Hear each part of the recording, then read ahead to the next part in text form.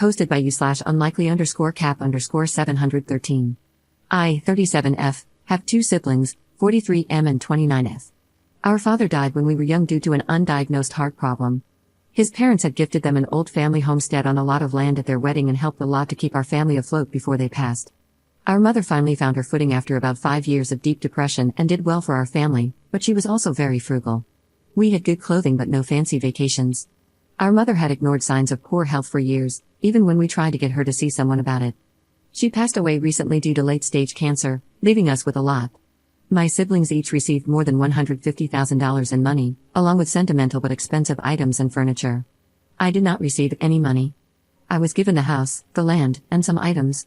The house and land, which had been sold off bit by bit over the years due to Mom's declining health and her inability to properly tend to it, are worth far less than the $150,000 my siblings received. I had moved in with my mother near the end of her life, and it was only supposed to be temporary, as I believed the house would be sold after her passing and the money split 3 ways. I had already made plans to move in with a friend and her family after Mom's death to make that process go more smoothly. Most of my belongings had been sitting in storage for almost a year. As the only one who worked from home, I was able to monitor the home health workers and nurses to ensure they were being kind, doing their jobs, and not stealing.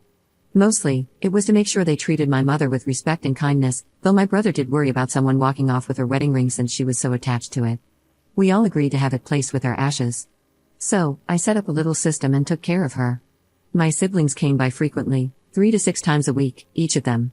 My brother has 2 kids, and my sister only has 1, but they visited as well, though not as much near the end because it was hard for them. In the weeks leading up to her death, my mother had me pack up the items meant for each of my siblings into large boxes and set them aside. My siblings didn't like me doing this, but they understood it was what she wanted. After the will was read, they checked their boxes to ensure my mom hadn't missed anything when instructing me to pack, and then they left me to my house. Weeks passed, and I finally felt ready to start working on the house. Now, as I mentioned, the house was dingy. It's not worth $150,000, but with the crazy housing market, I thought it was a bit of luck. It needs repairs: the roof, chimney, water heater, some pipes, doors and windows for better heating, and everything inside is so darkly painted or made of wood that it just sucks out all the light. I immediately had people check the roof, chimney, and water heater. My siblings offered to lend me the money, but I declined as I had been saving for a while to buy an apartment or something small since it's only me. I could also rent rooms to local college students to recoup some of that money. I picked out paints for different rooms but decided to leave the wood flooring. As I started going through everything in the house, which had specifically been left to me as stated in the will, I began finding things. Money in books, and there are so many books. Money taped under beds, money folded into the fancy sheets, money hidden in the teapot and cups that had been passed down in the family, which we had never been allowed to touch for fear we might break them. I also found jewelry in various places, hidden in the attic, the vents, and sock drawers. Some of it was so gaudy that I thought it had to be costume jewelry, but I put it all together, thank goodness I did, and took it to be appraised. The jewelry's value is nearly half of what my siblings received, and even the costume-like pieces are worth something. Even now, I'm still finding things. I found antique items, fancy watches, untouched clothing and bags with price tags still on them, and belts and shoes still in their boxes. All of this was tucked away, seemingly hidden, and never mentioned. Some of the clothing still had receipts, and since neither my sister nor I could wear them, I took them back to see if I could get refunds or started selling them online, since, again, everything left in the house was specifically left to me. I used the cash to help pay for the immediate repairs, and it almost covered the entire cost. I went through the jewelry and kept what I liked, which was very little since I'm not into that sort of thing, and set aside some for my sister and my brother's daughter. I liquidated the rest and put that money into savings. I also set aside some of the bags, belts, and watches for my siblings and their families. While we can't fit the clothes, those items are easier to pass around. I invited everyone over and gave them the items, telling them I had found them while cleaning everything out and thought they might like to have them. Everyone was happy to receive them, and there wasn't much bickering among the kids. They asked what else I had found, and I explained about the jewelry I kept and the clothing I was selling. My brother got a weird look on his face and asked if I had found any money. I told him I had but tried to downplay it as mostly change and loose bills. He asked to see the money, so I grabbed a giant water refill container where I had started storing all the coins. He told me that was a lot of coins and asked if I was going to use them for the laundromat since I left them all loose. I rolled my eyes because I have a washer and dryer set. I told him there was no point in cashing them in until I cleaned the whole house. He told me to let them know so we could all split that and the money I got from selling the clothing. When I asked why, he said, so we can split it. I asked him why I would split it when they all had gotten large cash inheritances, sentimental and expensive things, and other items. I literally got the house, the problems, the cleanup, and the nice things I did find that I thought they might like, which I handed over without being asked to. He told me I didn't have to be a greedy prick about it and to never mind. My sister gave me the side eye but didn't say anything. However, I feel guilty for misleading them about how much I had actually found, even though it was all put toward making the house better. To be clear, all of my mother's debts were paid, and she had money set aside for the funeral service and cremation. So, was I wrong here? Update 4 days later. Firstly, I wanted to thank everyone for their kind words and bits of advice. I felt much better after reading so many of the comments. I also took to heart the shut your mouth comments, even if a few of them seemed a little rude. On to the update. My house, still feels weird saying this, already had outside cameras from when I moved in and installed them. However, I did go ahead and add more to the property line, inside the house in key spots, and around the garage. I also put up no trespassing signs while I look through companies that install proper fences. The property is just small enough that I can afford the fence. I changed the locks as soon as I read the advice to do so. I hadn't thought about that, since I work from home. Mom also kept a spare hidden in a plant because my sister used to lose everything constantly, so I made sure to remove it and not replace it with a new one. It's a good thing I did all of this because 2 days after my initial post, I had to run into town for groceries and a few quick errands. I live on the outskirts, with neighbors a bit of a distance away, so they wouldn't notice anyone stopping by. I got a notification on my phone about movement, and I checked it because I wasn't expecting any packages. My brother was getting out of his car, looked around, and checked the windows. He tried his key in the door and got upset when it didn't work. He then checked the flower plant and kicked it over. The cameras around the house let me communicate, so I just said, "That was rude," into the speaker. He jumped and spun around to see nothing. I asked him what he wanted, and he demanded to know why I put up cameras. I said, "Because I'm a single woman living in the woods, you idiot." He shifted from foot to foot before saying he would be back so we could talk, and then he left. I sent the video evidence of him trying to get in while I wasn't home to him, his wife, my sister, and her fiancé. In the message, I explained, I changed the locks because I don't know who Mom gave keys to, like her friends, and I have cameras. Because of this attempt to get in while I wasn't home, no one will be getting the new key. I don't just randomly try to get into your house when you're not home. He sent me a lot of nasty texts after that, trying to shame me for what I did. I told him he shouldn't be doing things he doesn't want others to know about, and that it's a reflection on him, not me. He called me a bitch and then blocked me. My sister thinks I went too far by telling his wife, as she's now threatening to take the kids to her mom's. She also thinks I went too far by showing her fiancé because now he doesn't want my brother to have keys to their place for emergencies. Somehow, I get the feeling this isn't over yet. I think I'm going to look into adopting a large dog. Second update 3 days later. For the sake of the post, I will call my brother Mason and my sister Brittany. Firstly, thank you to everyone who made new comments and gave more advice. I particularly enjoyed the entire mini thread about guard geese, such an amazing and cute idea. Unfortunately, I have a terrible fear of birds, so I am adopting a bonded pair of dogs from my local shelter instead. Once my name clears from the cruel to animals list of these gross people aren't allowed to adopt, I can take them home. I really wasn't planning on making another post. If I did, it would be when all of this is finally over. I did start a paper trail with both the police and a lawyer, Lawrence, who is a family friend. I documented the attempted break-in, didn't press charges but had them speak with Mason, and put him on notice. He ended up getting new phone numbers, yes, multiple, to contact me and berate me for sicking those pigs on him. I took all those messages to Lawrence and sent out a few things, a cease and desist for the alarming number of calls, texts, social media DMs, and emails he sent me. Some were full of rage about how I took his kids from him, and others were about how he knew I was a rat peach. Anyway, Brittany asked me out for coffee and apologized for taking Mason's side. She explained that she didn't want the friction and thought the three of us could have worked it out together instead of involving others. She and her fiancé have an understanding that he handles his family and she handles hers, especially for disputes and similar issues. So, by sending it to him before she had a chance to react, it felt like I was overstepping because I didn't give her the chance to do anything before her fiancé started losing his mind. I did apologize because I hadn't thought of it that way. I asked her what she would have done if I had just sent her the video, and she said she would have sat on it for a day to think about it, then probably would have asked me for more information or talked to him to see what the hell he was thinking. She also said I was a freaking moron for telling everyone the gifts I gave had come from the house. I should have said they were from a bonus at work or something. I have no reason to fully trust her, but what she said makes sense. So, I'm going to cautiously keep in mind that she has a harder time expressing her thoughts and emotions in a normal way. Our parents weren't into the whole test your child for XYZ approach, so she has been struggling with the idea of being tested for certain neurodivergent tendencies. All that said, I found something really weird, and I don't want to open it. In the basement, tucked far into a corner and buried behind a bookshelf and under boxes and boxes of things, is an ancient-looking freezer. It was, and still is, plugged in. It's running. It was buried and dusty in a way that makes me certain there's no edible food inside. One of my friends joked that it was my grandfather's game box, and it has decades-old deer inside. It's freaking creepy, so I'm going to get some backup on this and report back later.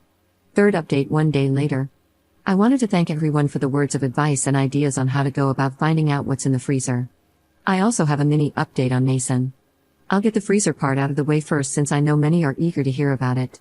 I called over my lawyer friend, Lawrence, and explained that I needed more information on a few things but would need a house call because of the contractors coming and going. When he arrived and saw no one else there, he looked annoyed, until I explained about the freezer. He joked that if we found a body, he was bailing, but he was laughing as we headed down to the basement. This all happened yesterday. We put on gloves and masks. Lawrence held the camera and said all the identifying details like the date, time, address, etc. I opened the freezer. Inside were important documents sealed in layers of plastic. There were also old jars of moonshine, frozen pressed flowers and a book with dates, some cash, coins, specifically, and an ancient-looking porcelain doll. The documents were birth and death certificates going back quite a while. It looks like I would have had another sibling if they had lived, along with 3 more aunts, and a few other even older relatives. We figured the flowers were from funerals or services, considering the dates attached to the pages where the flowers were pressed. The jars of moonshine looked old. The only reason I knew it was moonshine was thanks to Lawrence. He said alcohol doesn't usually freeze, and when he opened it, he could tell based on the smell. The coins will be appraised soon, as I'm also still going through all the other coins I've found in the curtains and other odd places. A big thank you to the Redditor who told me to check the curtains. As for the doll, it looks very old but in good condition. It was in a box, wrapped in cloth, old newspapers, and more.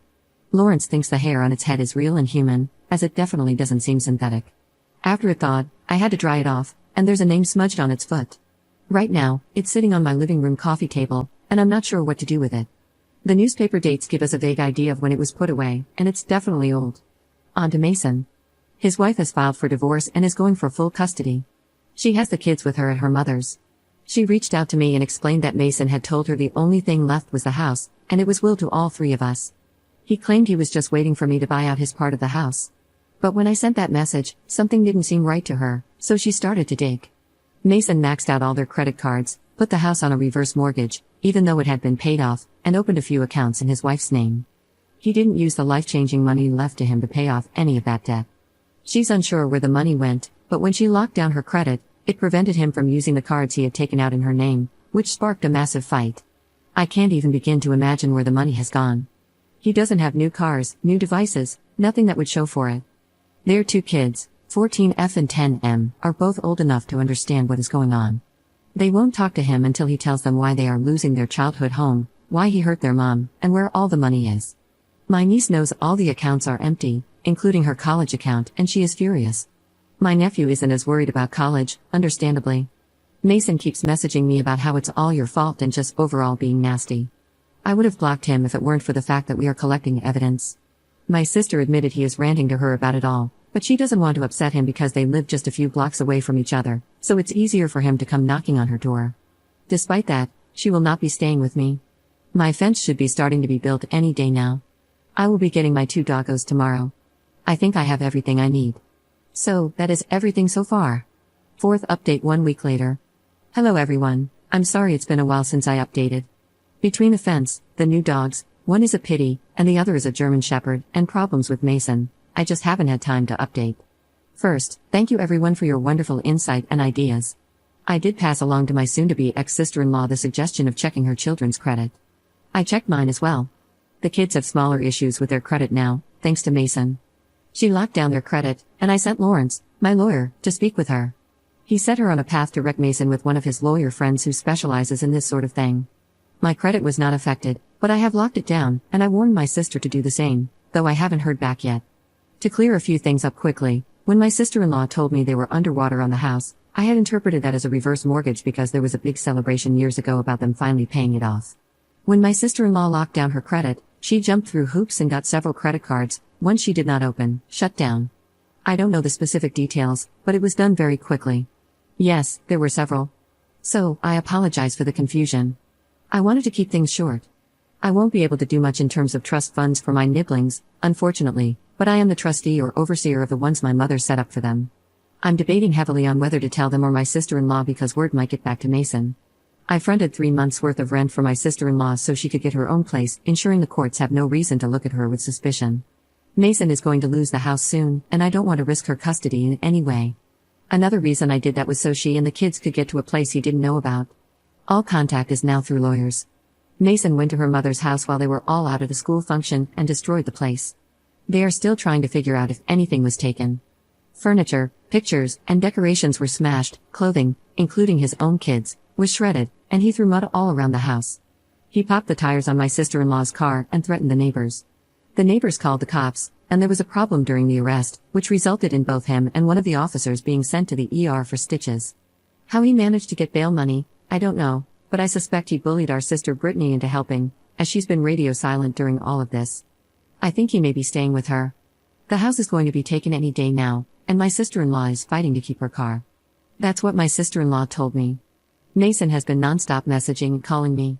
He even started a smear campaign on social media, getting our extended family to tear into me for not supporting a grieving man who just lost his mother, his wife, his kids, his house, and his dignity. When I spoke with them, it quickly became apparent that he had circulated one hell of a bogus story, painting me as the wicked sister who stole everything from him, which is supposedly why I could afford all the work on the house.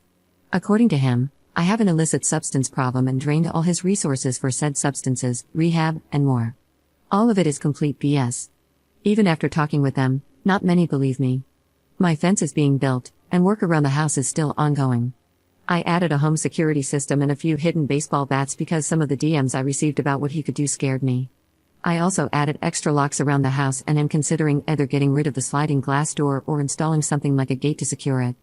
Lawrence warned me that taking too many precautions going forward might harm my case for a restraining order and slander, so I may not update for a while unless something major happens. Commenter. That much money missing and going off the rails?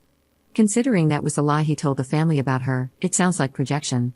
Mason has been building this up for months, if not years, and was trying to hide everything long enough to bail himself out with his inheritance, whether through gambling, day trading, or illicit substances.